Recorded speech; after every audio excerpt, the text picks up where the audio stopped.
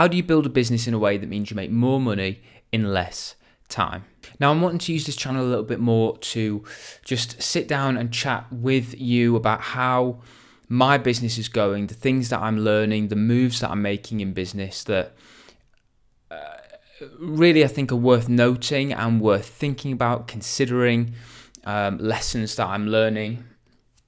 And the big thing for me is exactly that question. How do you build a business in a way that it requires less of my time but can generate more money? And ultimately what we're talking about here is scaling a business. Okay, for me it's a property business, and the key to it is systems, systemization of a business. And I'm probably going to use the word systemize quite a lot in this video, but that's what I want to talk about in this video. That's the topic that has been on my mind for quite a while now. So I wanted to unpack it in a video, talk about the things that I'm learning, and hopefully this can be helpful for you as well if you are looking to scale a business or even just start a business.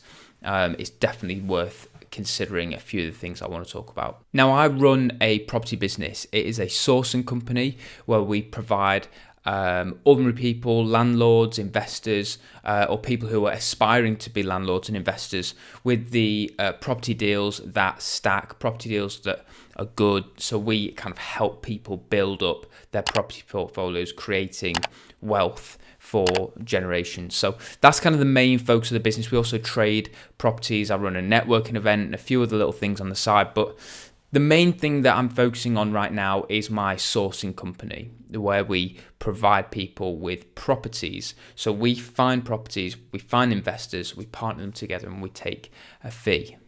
Now, I started this business a while ago. I bought a house, renovated it, sold it, and that just got me really excited about property. And the more I did that, the more I documented it on YouTube. People started reaching out to me and saying, I've got a property that I want to sell, or some people started contacting me saying that they wanted mentoring, but people also were contacting me asking if I could help them find property deals. And that's where our business was born. That's where it came from, and the idea to start that business came from. So we started finding deals for people, sourcing them. We made really good money, built that, scaled that, diversified a couple of points, made a few mistakes along the way, but right now that is the focus. We are supporting investors with finding properties, and that's the business that I'm focusing on, and we're doing really, really well, making great money.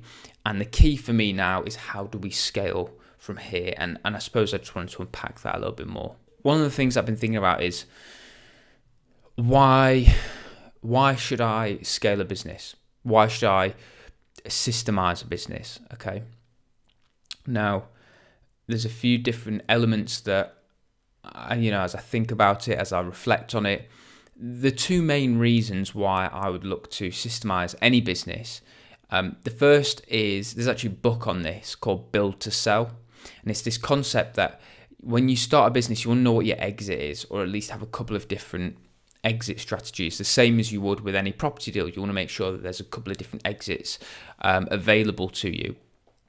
Now, as the exit for a company, quite often it's that you would build to sell.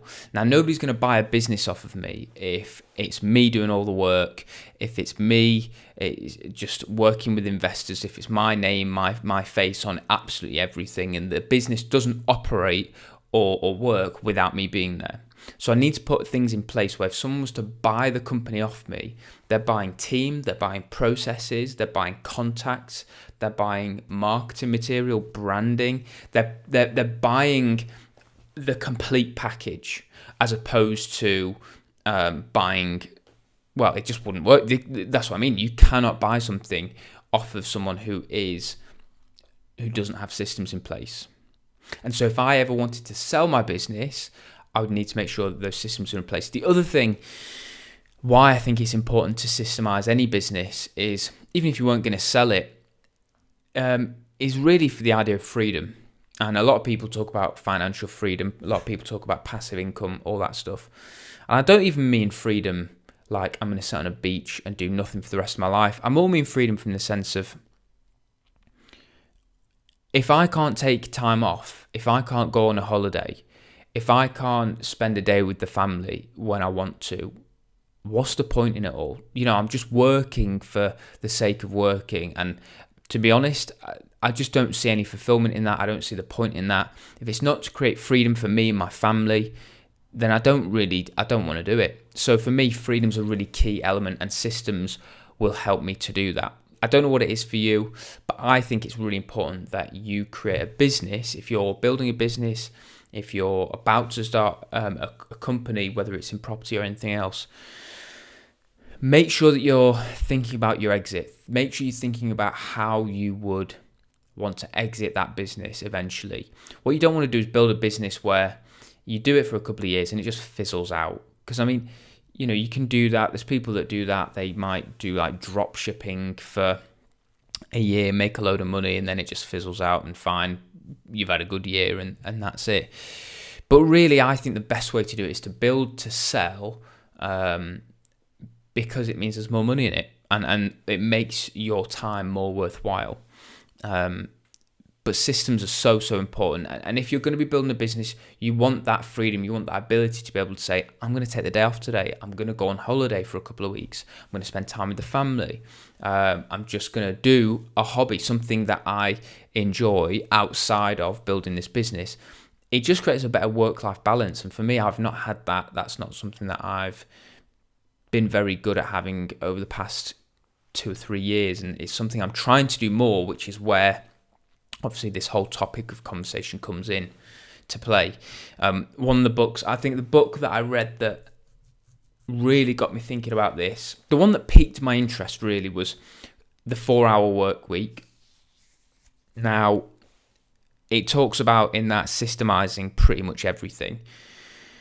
And that's whether you're in a career, whether you're in a business, whether you're self-employed, whatever it is. They're talking about ways in which you can systemize things, and there was so much in that I thought was really valuable, really interesting. I didn't agree with everything, but I really liked the concept of systemizing things. And do you know what? It's funny.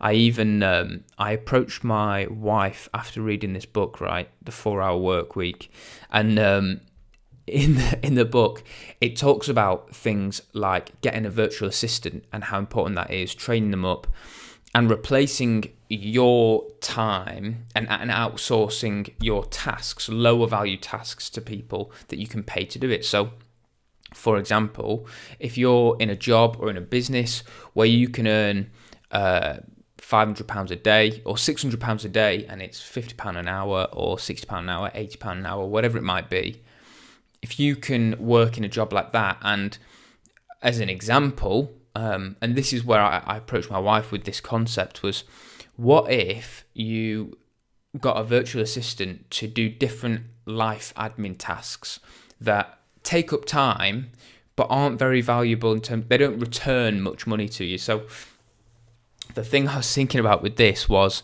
birthdays, right? I said to my wife, I said, Jess, I'm so bad at remembering people's birthdays.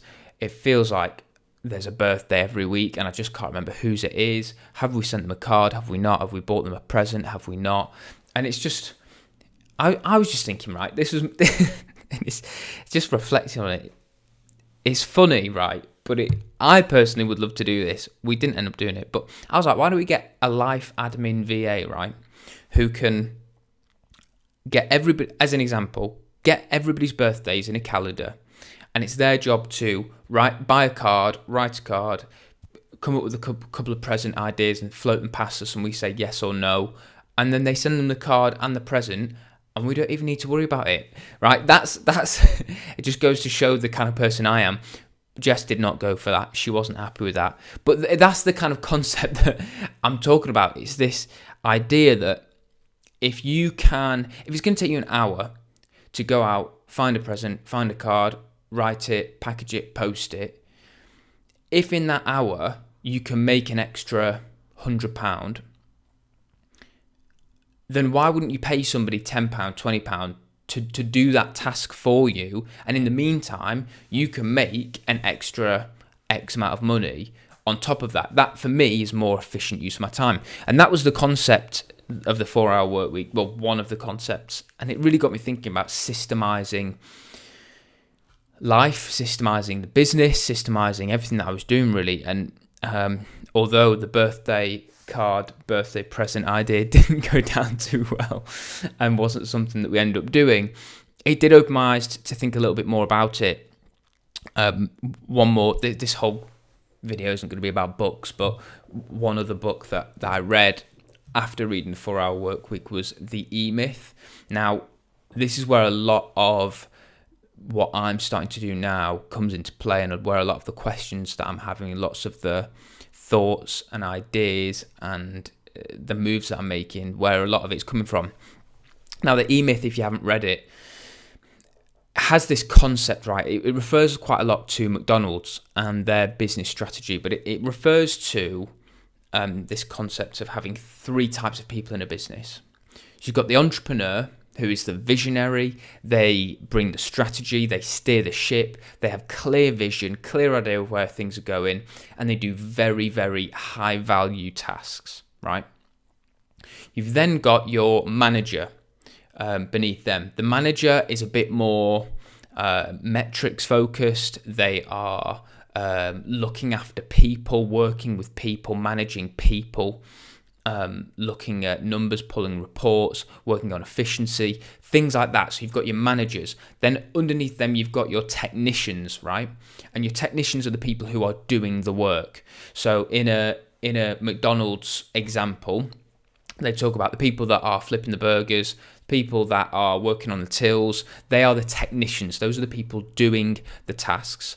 The manager of the branch of the restaurant is obviously the manager, and their job isn't to do the work. Their job is to make sure that the people who should be doing the work are doing what they're doing in the most efficient way.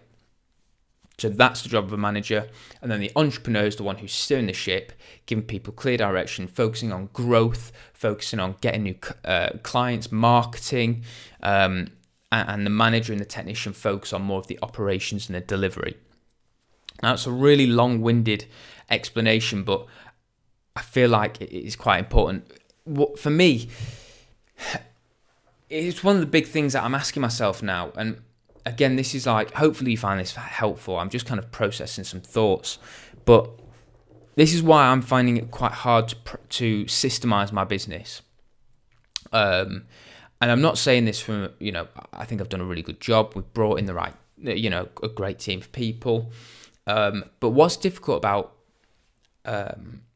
deal packaging, right, is you've got I'm kind of doing a bit of everything still, moving more into the manager and entrepreneur phase. I'm doing less of the work day to day, but it's still quite a difficult thing to fully let go of, and I'll explain why. And this is something where, if you're looking to start a business, if you're looking to build a company that you want to be as passive as possible, that can be systemized as best as possible, one of the things that's different between McDonald's and my sourcing business, whilst there's probably quite a few, is that when you're looking at the technicians, right? The technicians, the people doing the work, the operational delivery side of things, you could close your eyes, be blindfolded, pick any random person off the street, and they would be able to do a role at McDonald's. They'd be able to flip the burgers. They'd be able to make the milkshakes. They'd be able to work on the tills,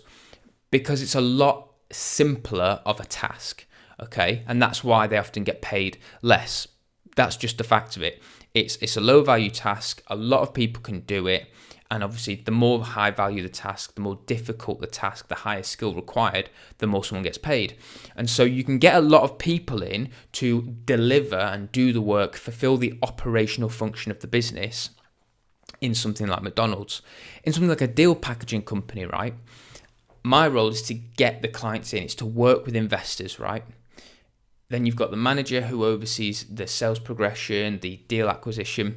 And what's really difficult about things like the deal acquisition, because they would technically be the technicians, the people doing the work. When I say deal acquisition, one of the types of people in our business, their sole focus is going out, finding property deals. And that's a technician role within the business. And that's a really high level skilled job to do. It's not easy. Not everybody can do it. And I've trained a few people. I've worked with a few people, done co-sourcing. I've hired people, fired people, worked with people. And it's not something that everybody can get. It's not a basic thing that most people can do. And so actually it makes it quite difficult to systemize, because you have to make sure that your team are absolutely top notch. And therefore you can't just go and pick anybody up off the street. And so it's it's a much slower process to systemize. It's a lot more difficult to systemize because the team required are of a higher skill level needed than something like McDonald's or most businesses out there. So that's one of the difficulties that I'm finding. It doesn't mean it's impossible. It doesn't mean that I'm not able to do it. But right now, that's probably one of the hurdles that I'm coming up with. The rest of it, I feel like I'm doing quite a good job of learning to systemize, learning to put processes in place. I'll go through a couple of the different things that, if you're looking to systemize a business, this is what I'm currently doing. This is what I've either worked on or am working on right now. And so hopefully you can use some of this information, these tips, and you can apply that to your own company.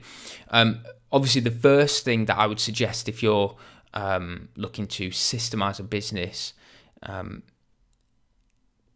is that you've got to work on your team. And I know I touched on this for the last 5 minutes, but the team is really important, especially at the beginning. Make sure that you've got the right people with the right attitude. I hired somebody a couple of years ago who apparently had the experience in the industry and in the niche, the business that I was working in. But when it came to actually delivering, they just didn't have the right attitude. They didn't actually have that much skill. Although they were qualified, they didn't necessarily have the right skill set to deliver on the role that I'd put them in. However, more recently, somebody said to me, make sure that when you hire on character and attitude, but then train on skill. So that's something that I've done recently with one of my team, and they are doing so well. They've got the best possible attitude. They've got they came in ready to learn with like adding so much to the culture of the business. And I'm like, yes, this is the kind of person that I need to move my business forward. They just embody the dream, the vision of my business is to support ordinary people to create generational wealth for their families. And she buys into that. She knows exactly what that's about. That's something they've bought into, and culturally they add to the team because of the attitude that they have. And I've been able, because of the right attitude as well, I've been able to train a lot easier because they are moldable, they want to learn, they want to grow, they want to be the best they can in their role. So they've learned the skills and they're now flourishing and doing incredibly well. So that's something that I'd really make sure, if you're looking to bring in team, yes, some qualifications might be helpful, or like the fact that they're qualified might be helpful.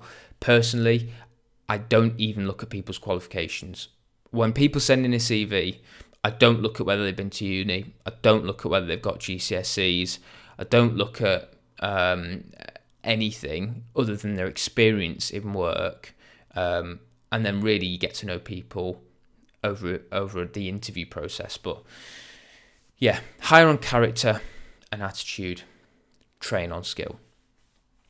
The other thing that I've been thinking quite a lot and applying to the business, this is something I've been doing for quite a while, is working on different processes. So whether this is automated emails, whether this is using different CRM systems. I use Pipedrive, we use MailChimp, we've used Trello, we've used ClickUp, we use Todoist. I've used multiple different platforms, but it's using those platforms and those CRM systems and those pieces of software to make your business much more efficient, keeping things in one place, keeping things streamlined, automating things like communication through emails, and automating as much as possible. That's really helped as well. I'd also suggest that you need to track everything. This is, in order to scale a business, to systemize a business, you need to know what is what are you spending loads of time on? What's consuming your team's time? What's consuming your energy? What can we turn into an automation, or what can we outsource rather than doing it all ourselves? I was tracking how long it was taking me to edit and film videos, and I found that I could film something quite simple in this kind of a setup, but then I can send it off to an editor and outsource it to an editor, which is cheaper than hiring an in-house editor, but outsourcing it to an editor that can edit it really quickly, fast turnaround, really high quality. And I was able to do that, and I identified that by tracking how long it was taking me to do it, but also costing up how much I was paying other people to edit, film, whatever. So track everything, because that will really help you save on costs as well, and make sure that your business is as lean as possible. And the last thing that I want to suggest is, if you are looking to systemize a business, one of the most important things you can do, and this is absolutely vital if you are bringing on team, if you are creating and building a team, it's probably the most boring thing you can do, but I found it incredibly helpful, and that is writing up standard operating procedures. That's SOPs. So for every task, every role, every job within your business, you need to break it down into the most minute detail and literally write out in bullet points, word for word, exactly what that person should do. So whether it's the sales progression process, whether it's communicating with solicitors, whether it's the refurb process, whether it's setting up Facebook ads, whatever it is, I've literally spent so much time writing up a massive SOP document that talks about exactly what somebody needs to do in any role in the business. So I can bring in a member of the team, I can employ somebody, bring somebody in, hand them an SOP document, and then obviously train them, work with them. But if they're currently getting on with something and they get to a certain point in the sales progression process, for example, and they're getting a bit stuck, they're getting a bit, they're finding it hard, they can refer to this document and know exactly what the next steps are, because everything is systemized. If you can't write an SOP for your business, I would argue you will never be able to systemize it, because any business should be able to be broken down into step-by-step tasks, jobs, like minute detail. And if you can't do that, I don't believe there's many businesses out there where you can't do that. But if you can't do that, I would argue that it might not be a business that you can systemize, or at least if it'll be very, very difficult. So an SOP is absolutely essential, really, really important. It's very boring, but it is really important as well. I want to mention one more thing as well, but just before I do, if you found this video helpful, make sure that you hit the subscribe button, click the bell notification. My upload schedule is super, super random, as you can probably tell. So make sure you hit the bell notification so you don't miss when I do upload. But I wanted to quickly just say, this channel, I've kind of struggled trying to make different types of content, different formats, and really just the more I thought about it, the more I thought, actually, what I really want to do is to be able to sit down and process what I'm learning, the thoughts that I'm having, the moves I'm making in my business, sharing the struggles, sharing the difficulties, but out of that, what I'm learning, and hope that it kind of benefits you in some way. And I hope it is. If it is, I'd love to hear it. If you have any questions, if you have any thoughts, if you're finding it helpful, please make sure that you hit the like button and drop a comment below, because it'd just be helpful to know. But guys, I hope you've enjoyed the video. I'm sure I'll do many more like this if you guys enjoy this type of content, and I'll see you in the next video.